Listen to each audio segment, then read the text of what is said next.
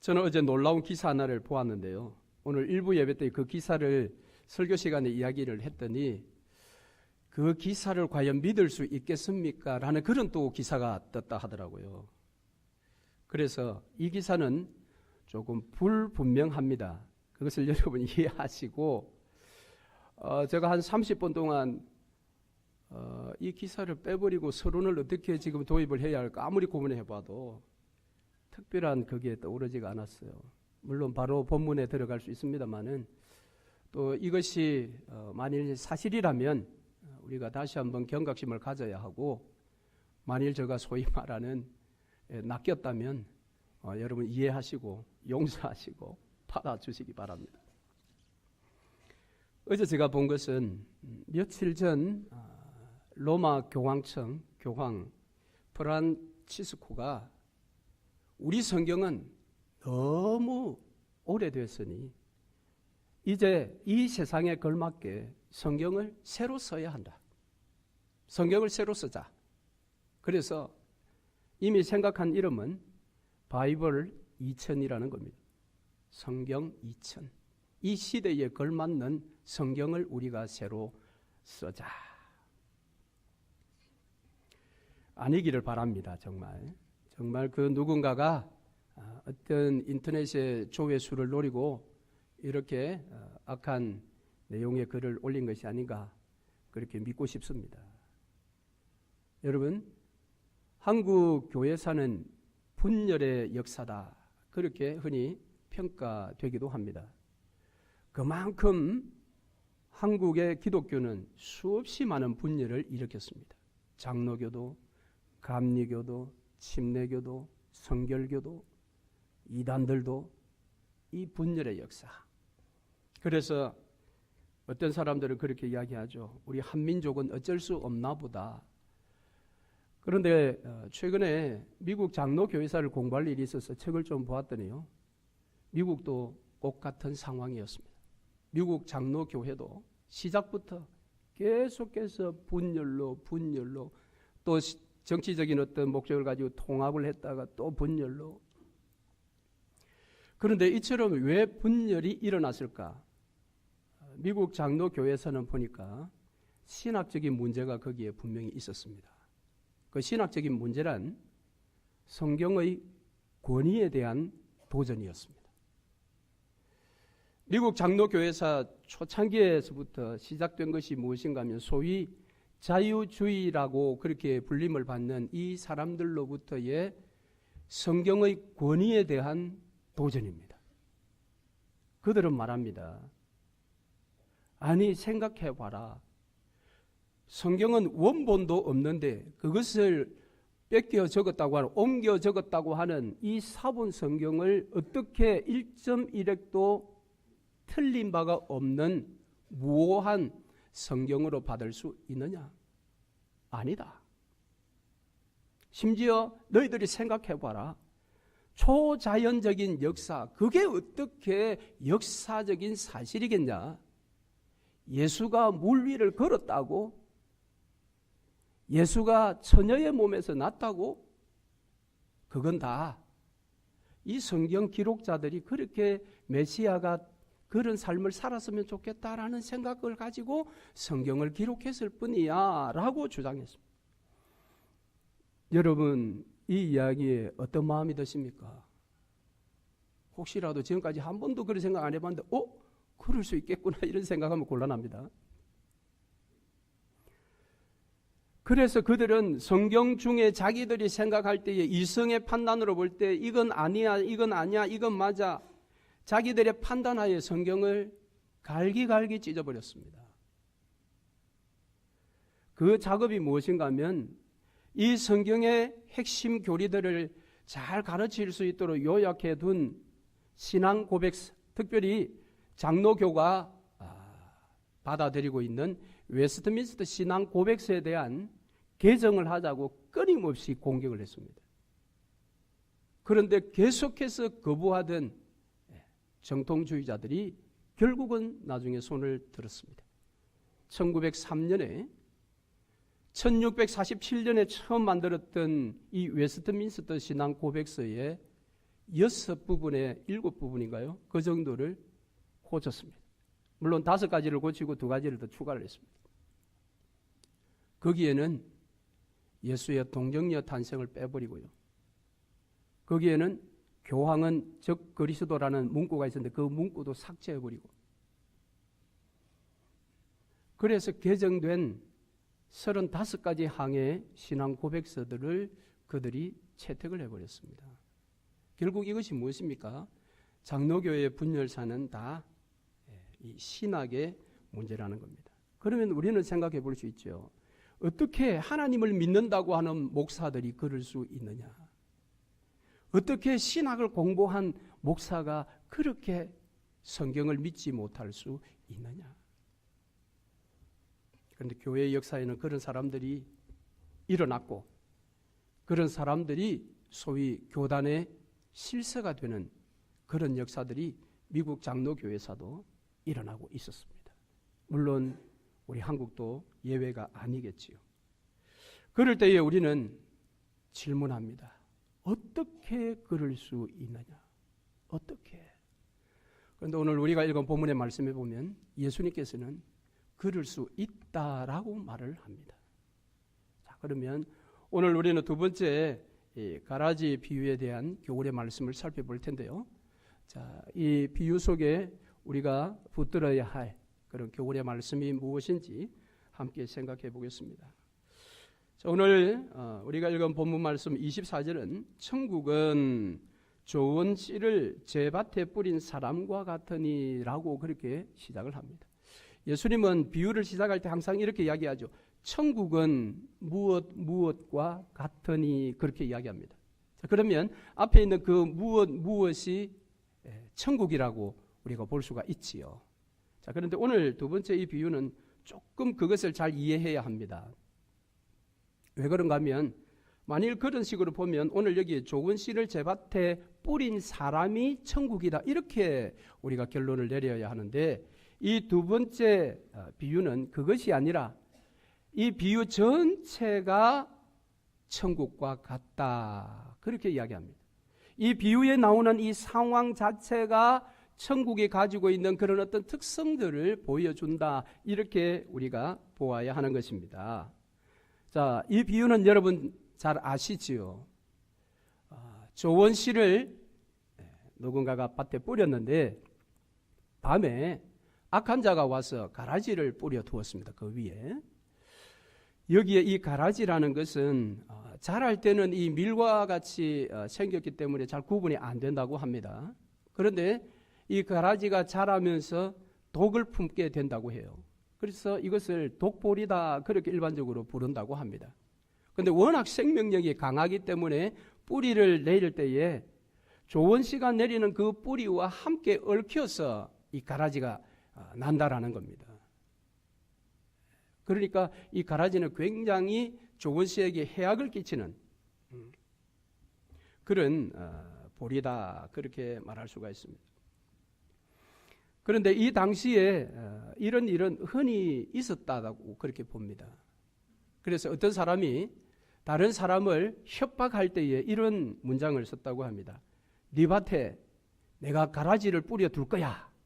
이게 하나의 협박입니다. 그러니까 가라지가 그 밭에 뿌려져 버리면 한 해 농사는 망치는 것입니다.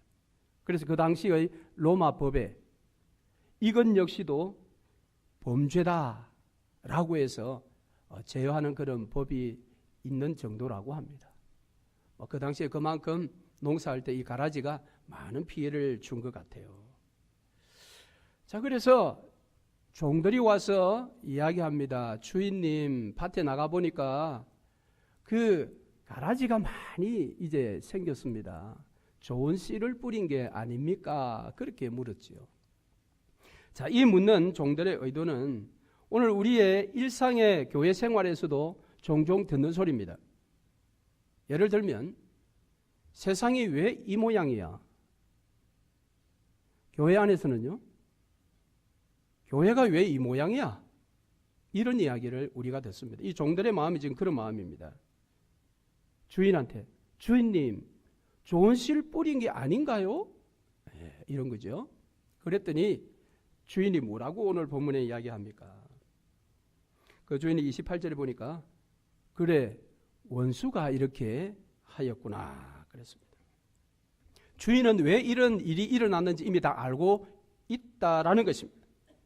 농사가 이렇게 된 것은 자연적인 어떤 피해 때문에 된 것이 아니라 악한 자가 와서 원수가 와서 적극적으로 가라지 씨앗을 뿌렸구나. 왜 적극적으로 볼 수 있습니까? 밤은 자라고 있는 겁니다. 원수는 자지 않고 밤에 가서 뿌렸다라는 겁니다. 그랬더니 이제 종들이 뭐라고 이야기합니까? 주인님, 가서 가라지를 뽑을까요? 그 뽑는 것을 원합니까? 그렇게 물었죠. 28절에. 이 말도 우리가 자주 합니다, 여러분. 우리도 이 종들처럼.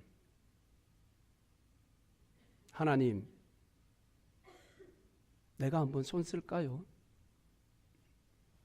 제가 한번 본때를 보일까요? 교회에서는 이런 소리 듣지 않지요. 그런데 오늘 여기 종이 그렇게 이야기를 합니다. 그럴 때 29절에 주인이 가만두라. 가라지를 뽑다가 곡식까지 뽑을까 염려하노라. 그리고 계속해서 30절에 둘 다 추수 때까지 함께 자라게 두라. 추수 때에 내가 추수꾼들에게 말하기를 가라지는 먼저 거두어 불사르게 단으로 묶고 곡식은 모아 내 곳간에 넣으라 하리라. 자, 그럼 가만히 두라고 말씀하시는 것은 가라지가 더 잘 자라도록 그냥 그렇게 내버려 둬라 그런 말일까요? 주인이 지금 이 말을 의미가 무엇일까요? 물론 지금 가만히 두라고 한 이유가 무엇입니까? 이유는 진짜 좋은 곡식이 상할까 싶어서 그대로 두라고 한 것입니다. 그런데 분명한 것은 마지막 날에 그 가라지들은 다 따로 구별해서 땔감으로 쓸 것이다. 자, 여기에 그러면 가만히 두라고 한 의도가 무엇인지를 우리가 조금 알아야 됩니다. 그냥 가라지도 잘 자라고 일반 좋은 곡식도 잘 자라도록 내버려 두라는 것은 아닐 것입니다. 단지 뽑지는 말라. 자, 그러면 이 비유에 대한 우리도 어느 정도 이해가 됩니다만은 조금 더 구체적으로 이것을 해석하고 있는 예수님의 해석을 한번 우리가 들여다볼 필요가 있겠지요. 왜냐하면 이 비유 뒤에 보면은 이제 예수님이 제자들과 함께 한 집에 들어갔어요. 그때에 이 제자들이 예수님께 묻습니다. 예수님 아까 말씀하신 그 가라지 비유는 도대체 무엇입니까? 정확하게 좀 더 들려주세요라고 이야기합니다.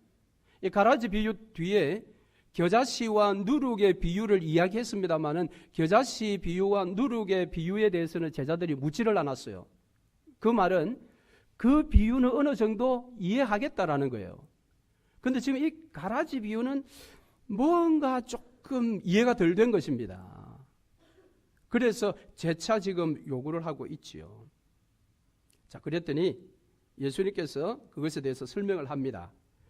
자, 37절에 좋은 씨를 뿌리는 자는 인자 곧 예수님 자신이라고 이야기를 하셨고 밭은 세상이라고 이야기를 합니다. 그리고 좋은 씨는 천국의 아들들이고 가라지는 악한 자들의 아들들이다라고 이야기를 합니다.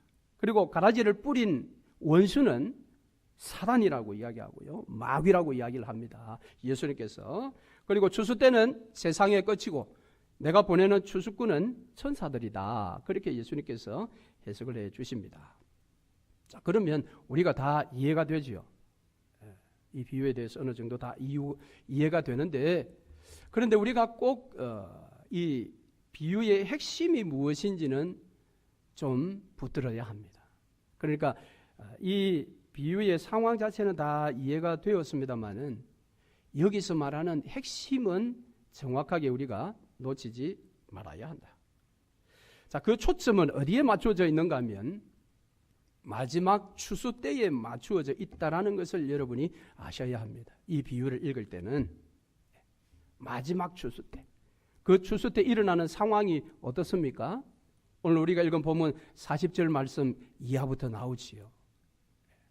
그들은 풀무불에 던져질 것이고 거기서 슬피 울며 이를 갈게 될 것이다. 그러나 반면에 좋은 씨앗, 하나님의 아들들은 아버지의 나라에서 해와 같이 달과 같이 빛나는 영원한 운명을 맞이하게 될 것이다.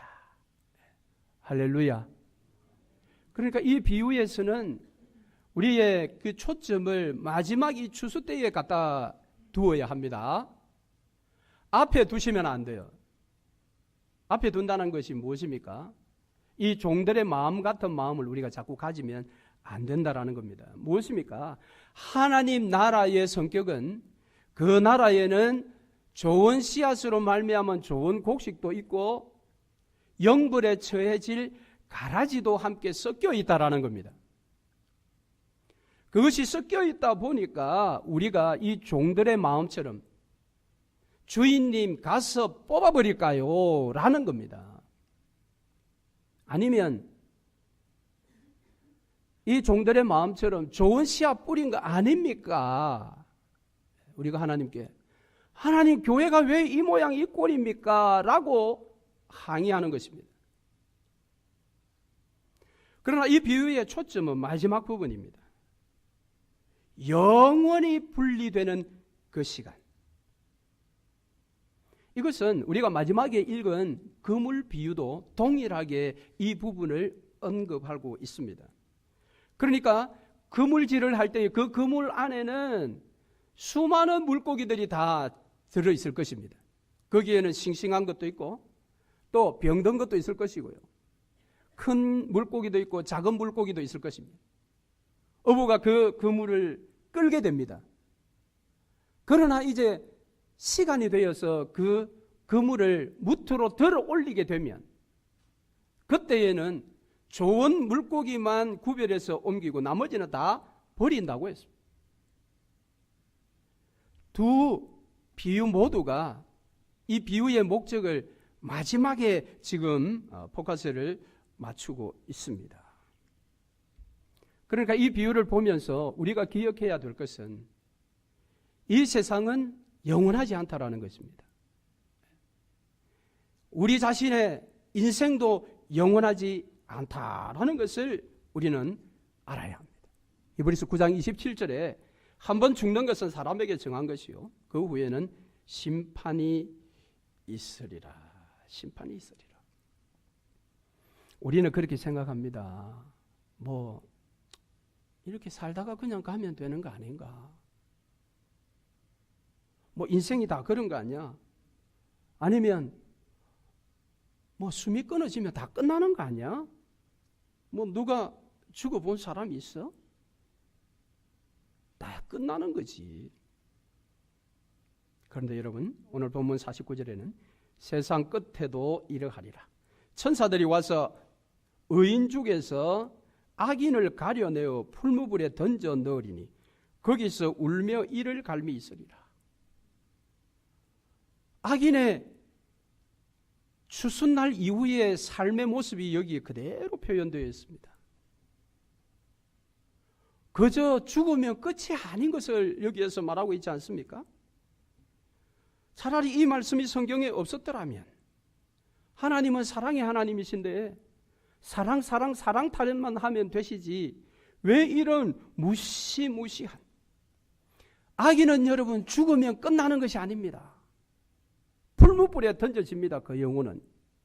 그리고 거기에서 죽을 수 없는 운명에 처해져서 울며 이를 가는 영원한 영벌에 처해지게 된다.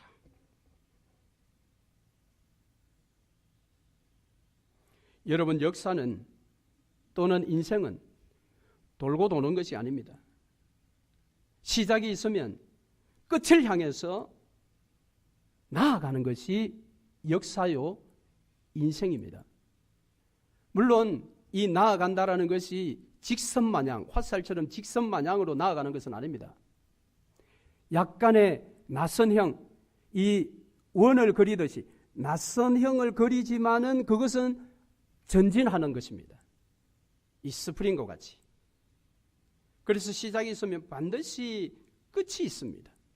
세상 역사도 창세기에서 말하는 것처럼 태초에 하나님이 천지를 창조하시니라 시작이 있었다면 그 하나님께서 이 땅에 재림의 주로 오시는 그때에 이 세상의 시간이 끝이 나는 것입니다.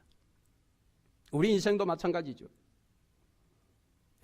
55년 전에 이 땅에 태어났다면, 시작이 있었다면 반드시 내 인생에 마치는 그 시간도 온다라는 것입니다.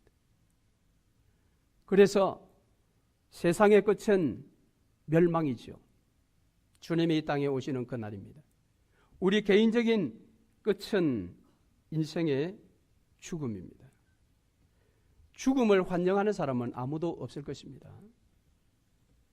그렇다고 해서 이 죽음은 우리가 원한다고 해서 연장되는 것이 아닙니다.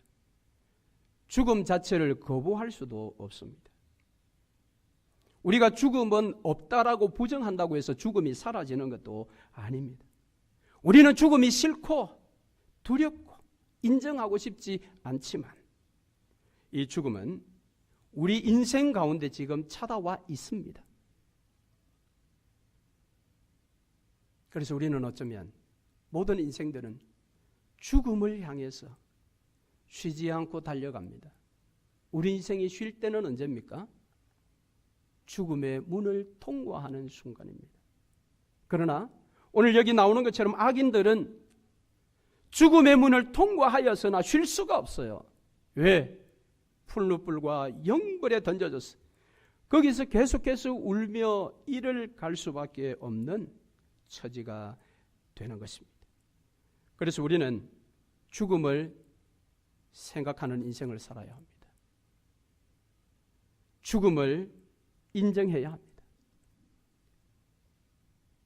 그렇다면 죽음을 인정한다라는 것은 죽음을 준비한다라는 말입니다. 여러분 죽음을 준비하십니까?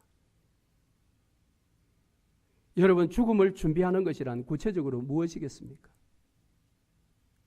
유언장을 작성해 두는 것입니까? 아니면 죄송합니다만 내가 죽을 때 입을 수의를 내 돈으로 지금 준비해 놓는 것입니까? 그것이 죽음을 과연 지혜롭게 준비하는 것입니까? 그리고 그 죽음은 연세 드신 분들만 준비해야 하나요? 여러분, 우리 모두는 죽음을 준비하는 자들이 되어야 합니다. 죽음을 준비한다라는 진정한 의미는 내가 심판대 앞에 선다라는 사실을 깨닫는 것입니다. 무엇입니까? 결산을 준비하는 것입니다. 이것을 우리는 성경이 청지기라는 단어를 사용하는 것을 알고 있습니다. 저와 여러분은 지금 청지기의 삶을 살고 있습니다. 청지기는 누굽니까? 주인의 것을 맡아서 그것을 관리하는 자입니다. 이 땅의 모든 인생들은 청지기입니다. 우리가 가지고 있는 것, 우리의 것은 하나도 없습니다.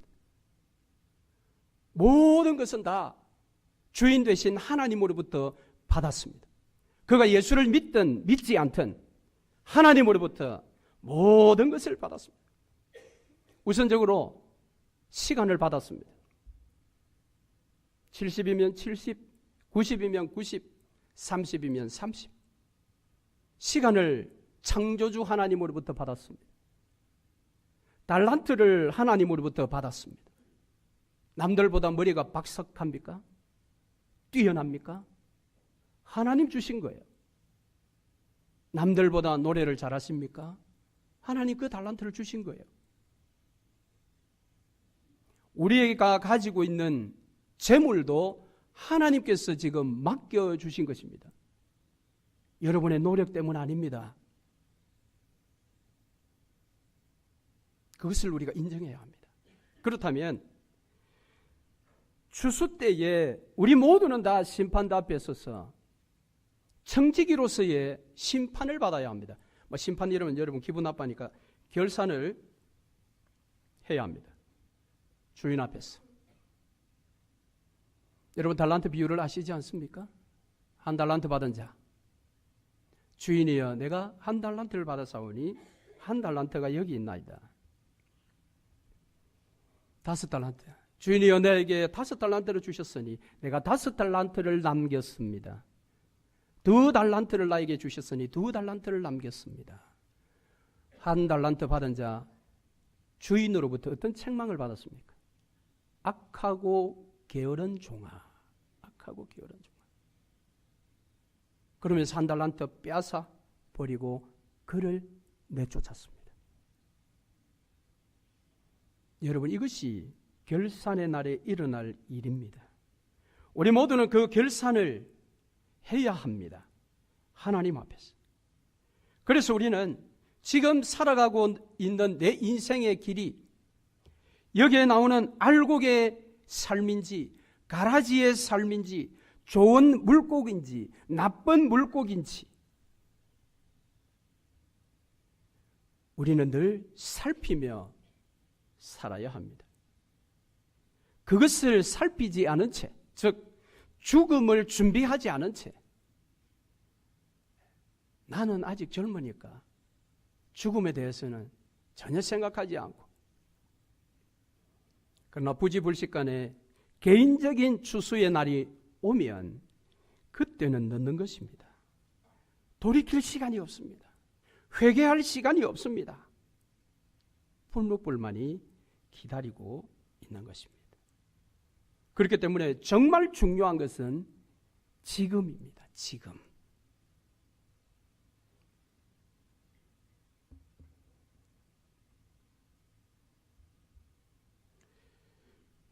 여러분 고린도후서 6장 2절 이하의 말씀에 보라 지금은 은혜 받을 만한 때요. 보라 지금은 구원의 날이로다. 지금입니다. 지금. 물론 우리가 10년 건강하게 살 계획을 하고 20년 건강하게 살 노후 준비를 해야 합니다마는 마지막 날은 언제 올지 모르는 것입니다. 그러므로 언제 그 마지막 날을 당하더라도 내가 지금 죽음 준비를 한다면 주님의 오심은 우리 모두에게 정말 영광스러운 날이 될 것입니다. 그러나 지금 내가 준비하지 않고 내 삶을 열심히만 산다 할지라도 주님 다시 오시면 그때 기분은 도둑 맞은 기분이 되는 것입니다. 주께서 인자에 올 때는 도적같이 오신다고 했습니다. 바로 죽음의 준비를 하지 않고 지금 열심히만 앞만 보고 사는 인생들은 주님이 이 땅에 부지불식간에 오면 예수님 만난 기분이 도둑놈 만난 기분이 된다는 것입니다.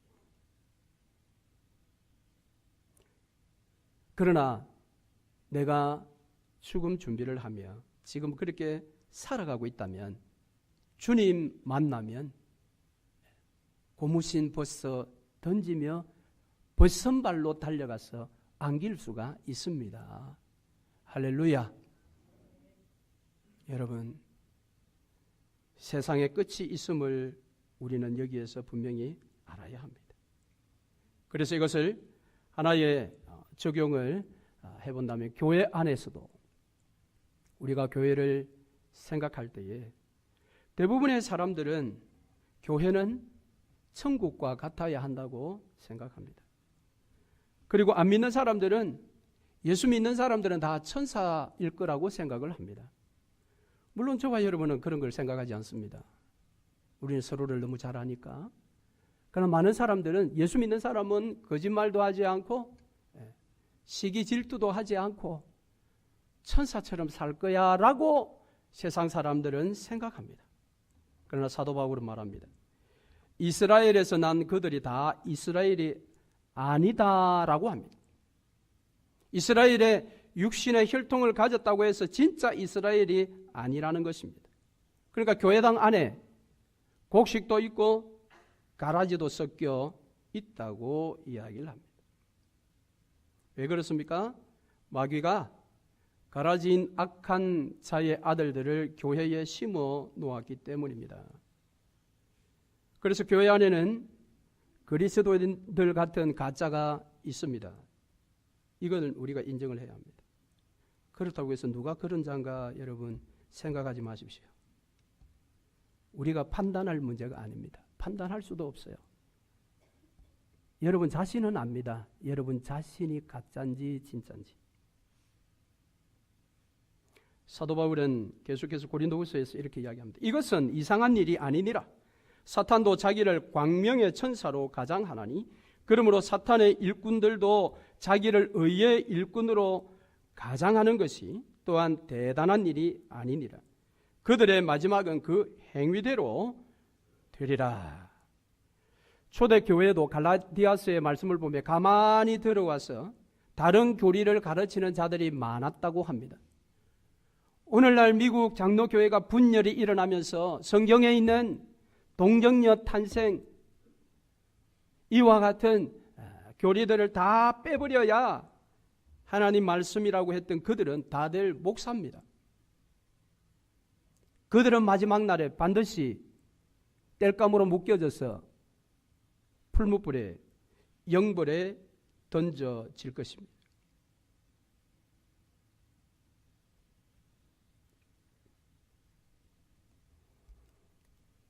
그런데 문제는 주님이 그런 자들을 가만히 내버려 두라고 이야기합니다. 자, 여기에서 내버려 두라 이 말은 그럼 가라지도 쑥쑥쑥 잘 자라고 알곡도 쑥쑥쑥 잘 자라도록 내버려 두라 그것이 아닙니다.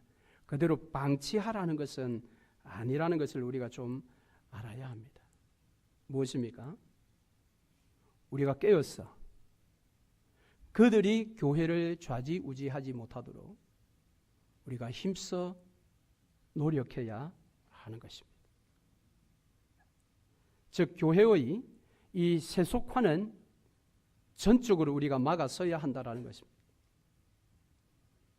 성경 자체를 사람의 이성 아래 두고 또는 신앙의 경험 자체를 성경 위에 올려두는 이와 같은 교회의 세속화에 대해서는 우리가 철저히 경계하고 배격해야 합니다. 어떤 면에서 보면 사실 지난날 너나 할 것 없이 저를 포함해 우리 많은 목회자들이 교회 성장주의의 환상에 빠졌던 그런 때가 있었습니다. 많은 목사들이 교회 성장주의의 포로가 되어서 수단과 방법을 가리지 않고 교회만 키울 수 있다면 어떤 세미나에도 우리가 쫓아다녔습니다. 심지어는 설교도 한 편의 설교 중에 최소한 3번은 웃겨야 한다. 그런 가르침도 있었어요. 누구를 위해서 웃기라는 겁니까? 여러분 웃고 싶으시면 집에 가셔서 개그 콘서트 보세요. 저보다 훨씬 잘 웃깁니다. 그런데 교회 성장주의가 한국 교회를 침투해서 지배하고 있을 때는 강사들이 하는 말이 목사가 설교를 하면서 적어도 성도들 한번 3번 정도는 웃겨야지.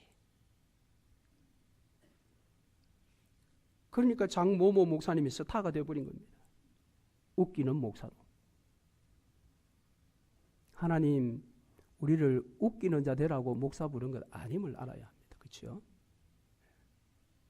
그래서 여러분 저 설교에 웃기는 이야기가 없다고 해서 너무 속상해하지 마시고 제가 버지니아에 거기 공부할 때요. 거기는 이제 침례교 신학교니까 목회를 물론 배우러 갔습니다만은 거기에 뭐 침례교 목사님들, 감리교 목사님들, 성결교 목사님들, 장로교 목사님들 굉장히 많았어요. 그 학교에서 이제 I-20가 이게 잘 나왔기 때문에 그 이제 같이 교회를 섬깁니다. 목사들이, 가족들이. 그래서 이제 담임 목사님이 계시지만은 유학생 우리 목사들이 돌아가면서 이제 한 번씩 설교를 해요. 그러면 한결같은 이야기가 고신 목사들은 설교가 좀 다르네 그래요. 무슨 뜻일까요? 재미없다 이 말입니다.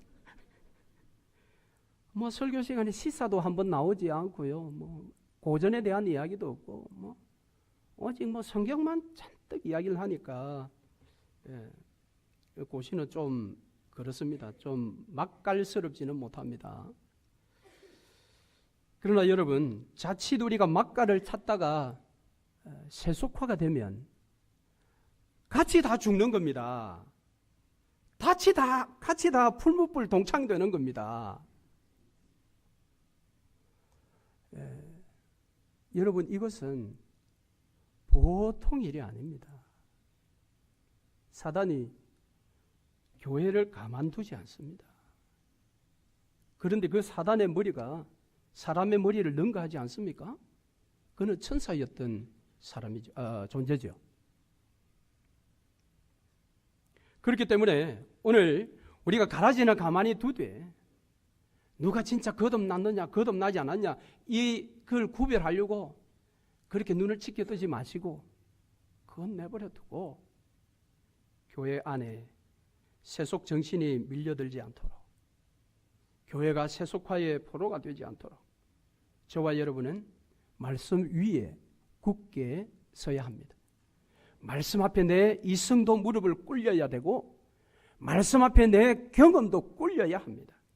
내가 아무리 기도하면서 강력한 경험을 했다 할지라도 말씀 아래서의 경험이 그게 진짜 경험이지, 말씀 위에 내 경험이 올라서 버리면 그건 사단의 힘에 의한 경험이 될 수도 있습니다.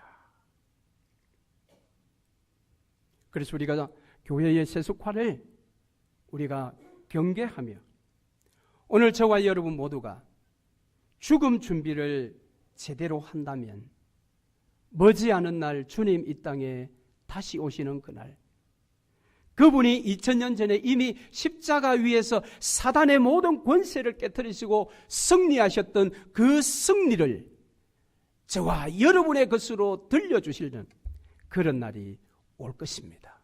그날 우리는 우리의 신랑 되신 예수 그리스도의 거룩한 신부가 되어 그분과 함께 아버지의 나라에서 은혜와 영광 가운데 영원한 축복을 누리는 백성들이 될 것입니다.